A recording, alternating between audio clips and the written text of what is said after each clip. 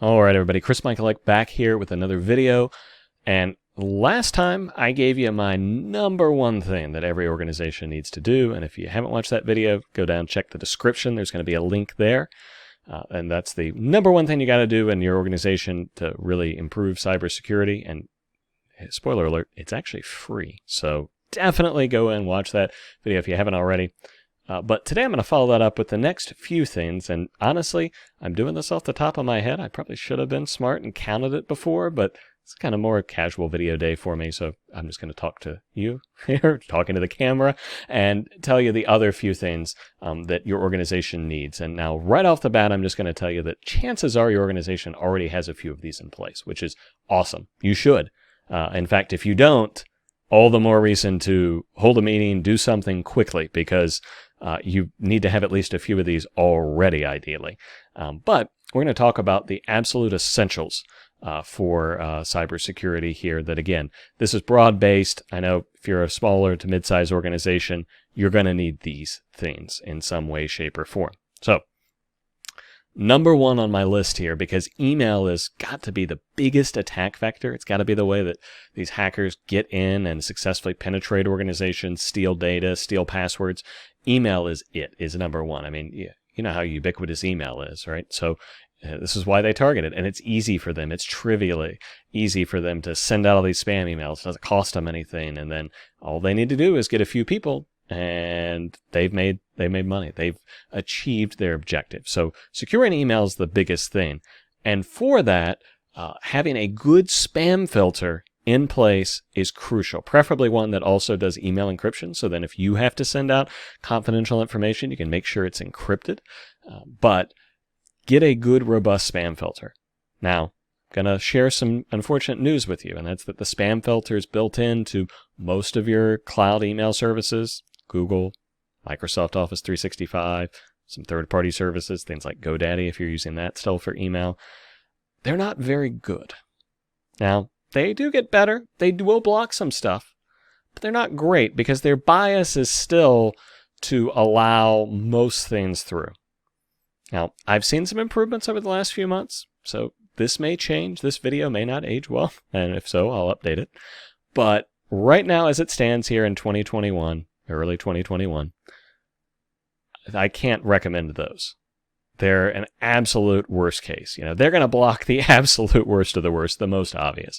But you need something great. Now, in terms of what I've used and enjoyed has been Proofpoint. That's one of my go-tos. And I've talked to some other folks inside the industry that do IT security, and they have also said that Proofpoint is kind of their go-to and has been really good. Now, the downside of me recommending any sort of solution here, and by the way, this video isn't sponsored by anybody. Proofpoint didn't pay me to say this. I'm not getting a kickback. But the downside of these sorts of recommendations is things change. Technology is rapidly evolving. There's always new things on the horizon. There's a couple other solutions that I've been testing out that aren't like a traditional spam filter, but they work kind of differently. And those have some promise. Right now, I'm not ready to even mention them because they're just not quite where they need to be, and they certainly would be augmenting an existing spam filter, not replacing it. And my bias is always to get the most bang for your buck. I'm just going to be honest with you there. So if I can get solution A that does 90%, then even if solution B does that other 10%, unless it's really, really urgent, I'm probably not going to spend on that other solution. But getting a good spam filtering system in place, I know it's kind of annoying because if you've got one, you know what I'm talking about. You get the Daily Digest and you're like, wait a minute, there's that email from Bob. I was supposed to get that. What the heck is going on?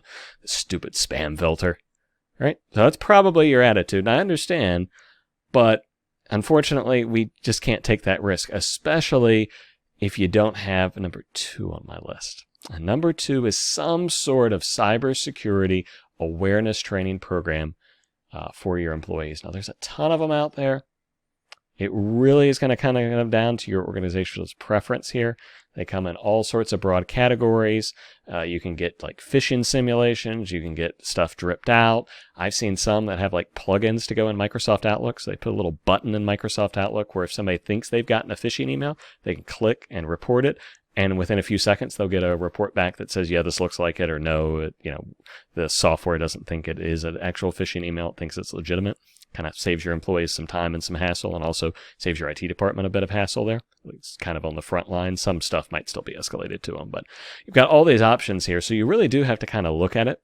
And again, like with anything, I'm loath to make recommendations of specific software just because things can change.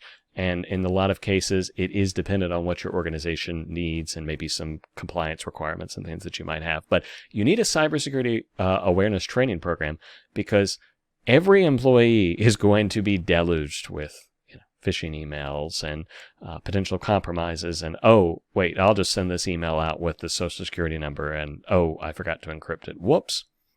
This is why this is needed. You need to keep this in front of your employees so that they understand their responsibility. And the best of these is still pretty interesting. I mean, unfortunately, it's technology training. It can only be so fascinating.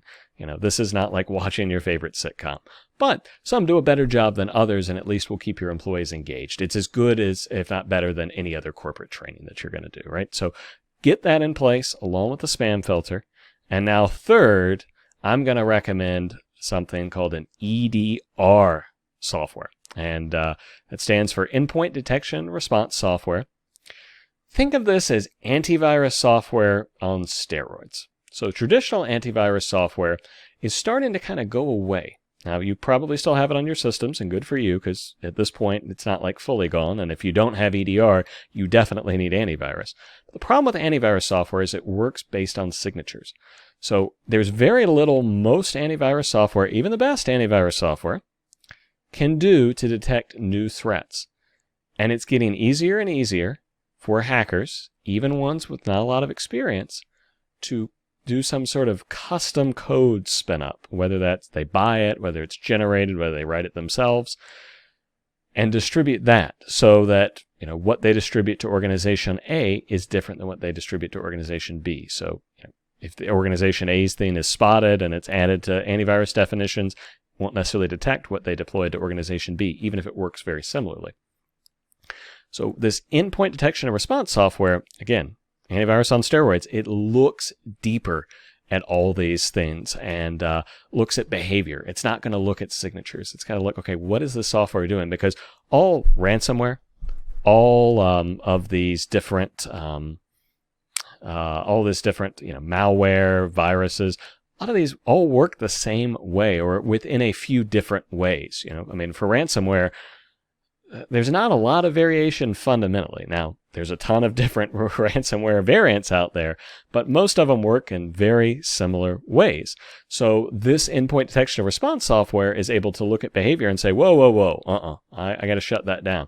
And the best software here will actually enable you to roll back, enable you to isolate a machine so it doesn't affect other things on the network, give your IT team time to clean it up. There's all sorts of things that it can do that, again, there's no way traditional antivirus software is going to do. So we're recommending, organizations, especially if budgets are tight, just get some EDR software, get your two-factor set up. I recommended that in the previous video. Get your spam filter, get a good spam filter in place, get it set up properly, and to make sure that you have that cybersecurity awareness training. Those are the pillars. There's all sorts of other things we can layer on and that may be needed depending on if you've got more remote workers, depending on your particular compliance needs, the type of information you're dealing with. All those sorts of things may require additional things. But I'm going to be honest, that list of 4, so there are 3 new ones I introduced here, and then the two-factor, multi-factor that I mentioned in the previous video, that right there will keep most small and medium organizations pretty well set. And honestly, it's not a lot of money. Now, these are all per device or per user charges in cases, so it does add up with your head count, but we're not talking, hundreds of dollars per employee per month. We're not even talking, necessarily much over tens of dollars per employee per month to add these. And with the cost-benefit analysis, I know I mentioned it before, but what is production going to be, production being shut down for a week or 2 weeks look like? Maybe customer records you're never going to get back, proprietary confidential information that's been stolen. You're going to have to notify all your customers and your employees that, hey, we've suffered a breach here. All those things add up, and any one of them can be crippling to an organization and send it to kind of an extinction level event. So now's the time. These threats are not going away. They're not getting any better. So you definitely want to do something about that as soon as you possibly can. So those are my tips there. Those 4 things, let me recap them for you again. So the one I mentioned in the other video, and I'll link that down in the description below if you haven't watched it yet. 2-factor and multi-factor authentication on everything you can possibly enable it on. Really, really good. A good spam filter solution. So not what came with your email service in most cases, but some sort of third-party tool there that can link in and do a good job. Cybersecurity awareness training for your entire staff. I've had questions from people before, well, could we do it for a month and then not pay for it again for a year? No, because the point is of repetition, and you need it for everybody because it's always going to be that weakest link that is your problem. And so with the cybersecurity awareness training, you can help protect that. And then, of course, that endpoint detection and response software. Again, if your budget's tight, have it to replace your antivirus software, but that's what you want. Because that's the thing that's going to help block this stuff from ever getting on your system, neutralize it pretty much right away if it does, before it causes any significant damage, before it triggers anything that you're going to have to be triggered with the breach notification rules in your state, country, what have you. Those 4 things are just critical for any modern organization to have. Now, there's, again, tons of other things that we'll talk about in the future videos. That's not the be-all, end-all, but if I'm looking at it, an absolute bare-bones cybersecurity budget, that's where I'm putting my money. That's where I'm putting my money right away. Well, guys, Chris Michalek here. I'm signing off in this video. I'll be back with another one. Don't forget, if you've got a question, got something you want to see covered in a video, put it down in the comments below. I do check those. I will try to answer those to the best of my ability to help out where I can.